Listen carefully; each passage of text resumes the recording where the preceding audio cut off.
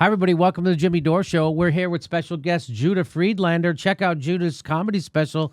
It's called America is the Greatest Country in the United States. It's on Netflix. Hi, Judah. How's it going? And factually, you cannot argue with that because America is the greatest country in the United States. It is. You cannot. And it is a great special. I think it won awards. And if it didn't, it should have. Really great. Black and white. I loved how you did it. Anyway, I just want to show everybody this, right? So we'll know our disinformation program is complete when everything the American public believes is false. That's the CIA director, William Casey, said that in 1981. Now, he actually did say that.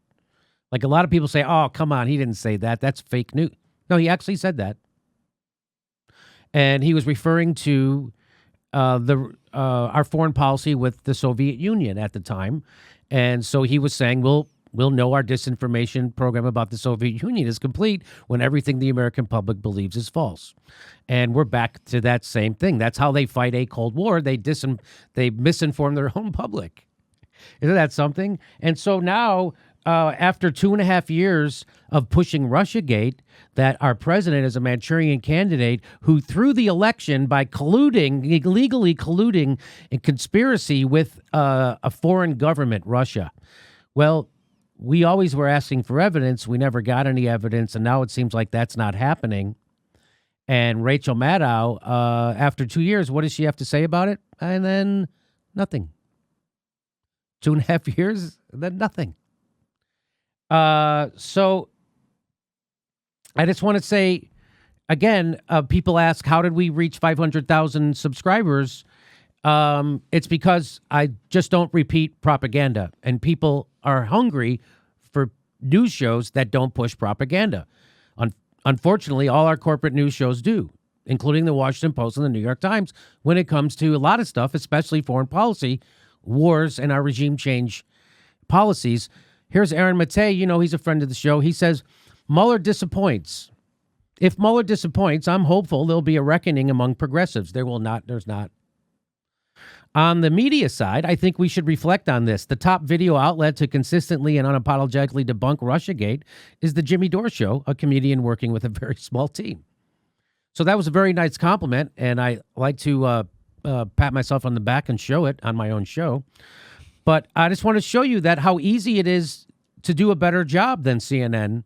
And it's not like I'm some kind of genius by far. As you know, C student, nightclub comedian. All you have to do, as Greg Palast said on this show, is look down the street and report what you see.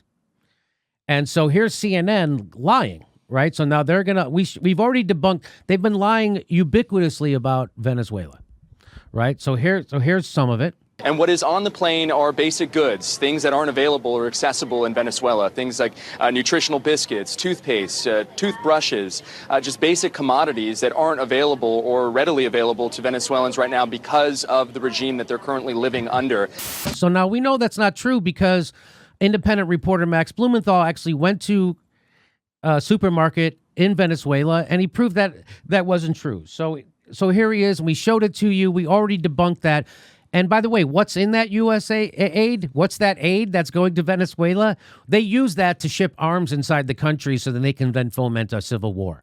And that's Elliot Abrams. That's his calling card. That's what he's done. And he's the guy in charge of our Venezuela policy, him and John Bolton. And so there he is, Max, going through. Here, people here like meat. Okay, we got like congealed meat. We got like so much meat. There's a lot of meat here. So there he is. So anyway, so we debunked that. Also, here's the Washington Post lying about the concert for support that they were doing in Colombia, right, for the aid, and they lied. The Washington Post said it was 200,000 people there. David Branson put it. There wasn't. There was like maybe 15,000 people there. They said there was 200,000. Then they deleted it and didn't tell anybody they deleted it. That's your Washington Post. Now here's CNN. Lying about the aid that they were sending to Venezuela. Well, the opposition, not the Maduro regime, but the opposition, the Juan Guaido people, they set the aid on fire. CNN reported it exactly backwards. Now, it's the part that's in yellow. I'll read it to you. It says, while a CNN team saw incendiary devices from police on the Venezuelan side of the border ignite the trucks. I'll read it to you again.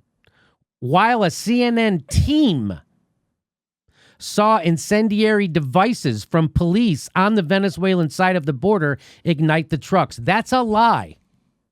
Their team did not see that. They're lying. Just like they lied in that video that I showed you about what the aid was and if you could get that stuff available in Venezuela. They lied twice, and now they're lying a third time about Venezuela. They're lying, saying that it was the police, meaning the people from the Maduro government, that set the aid on fire. The exact opposite happened. And how do I know? Because a reporter was there who's independent. His name is Max Blumenthal. And if you look at this, not sure if the Venezuelan opposition activists disguised as Red Cross workers actually mean well, and that's from February 23rd. And then we covered it the next day on the Aggressive Progressives on the Jimmy Dore show. On the Aggressive Progressives on the Young Turks. And here, I'll just show you a little bit of it. To show you the garbage. So Bernie's tweet was in response to this garbage aid that we're supposed to be sending to Venezuela, but it's really not aid. And Bernie pretended not to know that. I know he knows better. This is burning aid an interventionist deception on Colombia-Venezuelan bridge. Senator Marco Rubio and coup leaders claim that Venezuelan National Guard burned U.S. aid trucks on the bridge in Colombia, but all available evidence points to the opposite direction. The Trump administration's coup against Venezuela culminated on February 23rd with U.S.-backed opposition attempting to ram several trucks loaded with boxes of USA aid and humanitarian aid across the previously unused Francisco de Paula Santander bridge connecting Colombia to Venezuela. The trucks failed to reach the other side, but that was never really the point of the stunt, as Father Sergio Muniz, a right-wing Venezuelan activist, posted on the Colombian side of the border. He explained to journalist Dan Cohen that the humanitarian aid was a purely symbolic provocation aimed at discrediting Venezuelan President Nicolas Maduro in international eyes and generating waves of destabilizing violence. And then Bernie went ahead and tweeted that out, doing their work for them. On the Santander Bridge this February 23rd, the masked right-wing opposition youth known as Guarimberos, am I pronouncing Guambero? How do you say that? You got it. Guarimberos rained down a hail of rocks and Molotov cocktails on Venezuelan National Guardsmen holding the line against the USA aid trucks. Suddenly, the trucks caught fire and the masked youth began unloading boxes of aid before they burned within minutes. Pro-opposition media reported that the Venezuelan National Guard forces were responsible for the fire. So do you see how propaganda works? Do you see how the news media are propagandists? Do you see the total lack of evidence of Venezuelan culpability did not stop Cuban-American Senator Marco Rubio from tweeting this accusation from nearby in So Cucuta. we were on it. We had the story correct. We had it from a trusted independent reporter inside Venezuela. We knew that. How is it that I, a guy who smokes pot when he gets up in the morning and spent 20 years in nightclubs entertaining drunks, how is it that I can do a better job of reporting the news about Venezuela than CNN's team? Why is that? Because I'm not bought and paid for by the people I'm supposed to be investigating and exposing. That's why. And guess what? The New York Times, they also stumbled onto this story correctly 3 weeks later. So the New York Times expose on the lies about burning aid trucks in Venezuela. So it took them 3 weeks to find out what we reported 3 weeks ago. At last night's New York Times expose proved, which just used evidence cited weeks ago by independent journalists, CNN outright lied to the world when it said a CNN team saw incendiary devices from police on the Venezuelan side of the border ignite the trucks. This is an amazing example of CNN outright lying, not just printing something inaccurate, but lying for the U.S. government by claiming that they personally saw something that even the New York Times now says never happened, that Maduro's forces burned humanitarian trucks. And there it is. I showed it to you before. U.S. officials like Mike Pompeo, Marco Rubio, John Bolton, Mike Pompeo, USA aide Mark Green, along with media stars like Casey, think tank experts like Danny Bahar, use Twitter to spread classic fake news to start a war. Does anyone want them banned from Twitter or their posts deleted? It's so gross and typical how the New York Times publishes its story proving the U.S. government and media lied about the burning trucks in Venezuela without crediting all the independent journalists who used the same evidence to prove this weeks ago. But it's beneficial that the New York Times published this. While CNN lied to the world claiming they saw something in Venezuela that never happened because they're trying to help the U.S. government start a regime change war in Venezuela. RT presented the evidence showing it was a lie, copied last night by the New York Times. Who acted as state TV? And the last one he says, and needless to say, the independent journalist who used video footage, photos, and other documentary analysis to prove right away that the U.S. government's claim were a lie, something it took the New York Times 3 weeks to do, we were smeared as Maduro apologists and Putin stooges, obviously. And here's the Onion. After further review, those responsible for lighting Molotov cocktails and destroying several trucks carrying medical supplies are clearly our reporters. So let me throw it over to our panel. Judah, now you just got this great special, America is the greatest country in the United States. What do you have to say about that? Well, in my act, I have one line where I say, we live in a country that doesn't believe in climate change, but does believe in regime change. And so change is not always good. Let's just put it that way. Everyone likes a change, but not always a good thing. Just from, I'm not obviously an expert on this stuff, but just from traveling around and the way the media just seems to always, no matter what the subject is, they always sort of paint it as, well, if one side's bad guys, then this side's the good guys. And often, I think many governments throughout the world are designed to oppress people and rip people off. And often it's, one bad government. And then sometimes in some countries, the other party is just a different bad also. You know what I mean? Yeah. And the fact that, that's what we have in the United States. Yeah. We have two bad parties. They're owned by the same people. And, I worked in Romania last year. Really? And they're one of the poorest countries in Europe. Mm-hmm. And they don't, I remember talking to somebody there, and they were saying how they don't even have a highway. It's pretty much local roads everywhere. Mm-hmm. And the people are so disillusioned by, they've almost no hope in government because they've been screwed from, so many different sides in so many different ways. So I think, sometimes just people are naive thinking like, oh, well, if one side's bad, then the other ones, they got to be the good guys, right? It's like, this isn't 1980s pro wrestling. It's a little more complicated than that. And then the fact that, the guy that, the Venezuelan guy that our government's supporting, the fact that Bolsonaro is supporting him too, doesn't that scare anybody? Make you just a little bit suspect, no, it doesn't. Maybe of something, Isn't that makes me angry at people that, like, of course you know better. Of course Anderson Cooper you know better, and Jake Tapper and Chris Hayes and Rachel Maddow. Of course you know better. This is John Bolton, Elliot Abrams, and of course you know better, and yet you still go along with it. Yeah. Isn't that so? That just tells me that, well, here's what Chomsky would say. But I think it's worse than that. But here's what he says. I'm sure you're speaking for the majority of journalists who are trained, have it driven into their heads that this is a crusading a profession, adversarial, we stand up against power, a very self-serving view. How can you know that I'm self-censoring? How can you know that journalists are self-censoring? I'm sure you believe everything you're saying. But what I'm saying is if you believe something different, you wouldn't be sitting where you're sitting.